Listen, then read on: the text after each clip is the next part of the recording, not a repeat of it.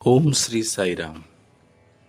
भगवान श्री सत्यसाई बाबा दिव्य आशीर्वाद रे 28 जुलाई 2026 तारिख रे श्री सत्यसाई प्रेम प्रवाहिनी रथ यात्रा को सुंदरगढ़ जिला एवं ओडिशा राज्यर पदाधिकारी माने श्रद्धापूर्वक स्वागत करथिले।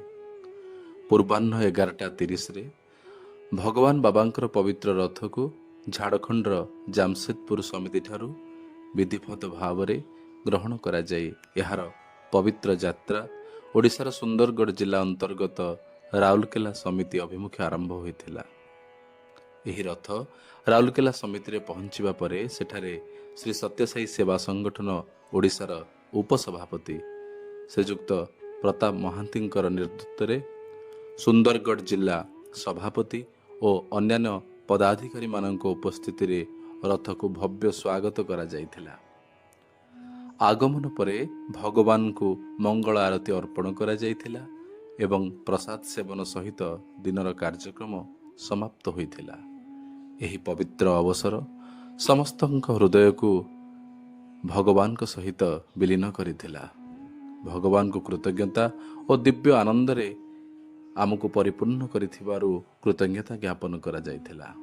यार परदिन प्रातःकाल अधिवेशन रे राउरकेला समिति रे प्रातःकाल पवित्र प्रार्थना और भक्तिमय कार्यक्रम सहित दिनर शुभारंभ होइथिला। प्रभात रे मंदिर रे ओंकारम सुप्रभातम और भजन परिवेषण करा जाई यहाँ परे रथस्थल रे रथ मार्जन और पुष्प श्रृंगार संपन्न करा जाइथिला। प्रातःकालीन कार्यक्रम रे प्रशांति ध्वजा उत्तोलन, नित्य पूजा, अष्टोत्तर पूजा, वरुण पूजा, सूर्य पूजा, एकादश रुद्र पारायण, संकल्प, षोडशोपचार पूजा, श्री सत्यसाई सहस्र नाम होम, रथ प्रतिष्ठा, नारिकेलाहुति, पूर्णाहुति, पुष्पांजलि एवं मंगल आरती कार्यक्रम आयोजित होइथिला। यहाँ परे रथ सहर परिक्रमा करी एक भव्य शोभायात्रा रे बाहरिथिला।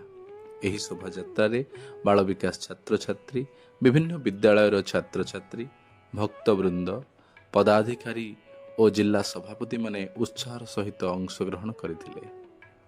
वेद पाठ, भजन और सुसज्जित रथर दिव्य परिवेश समस्त भक्त मानंकु, समस्त अंशग्रहणकारी और दर्शक मानंकु आध्यात्मिक भावे प्रेरित करथिला। यहाँ परे समितिर 11 जन भक्त महिलांक द्वारा एकादश रुद्र पारायण संपूर्ण करा जाई शोभायात्रा परे रथ फेरी आसिबा समय रे भक्त माने मंगल आरती और नारिकेलाहुति द्वारा भगवान को स्वागत करथिले। यहाँ परे भजन और सत्संग कार्यक्रम अनुष्ठित होइथिला। दिनर प्रातःकालीन कार्यक्रम मंगल आरती, नारायण सेवा और प्रसाद सेवन सहित अपराह्न रे एही कार्य को समाप्त करा जाइथिला एवं संध्या अधिवेशन रे राउरकेला समिति सुंदरगढ़ जिले रे भगवान को विश्राम दिया जाइथिला।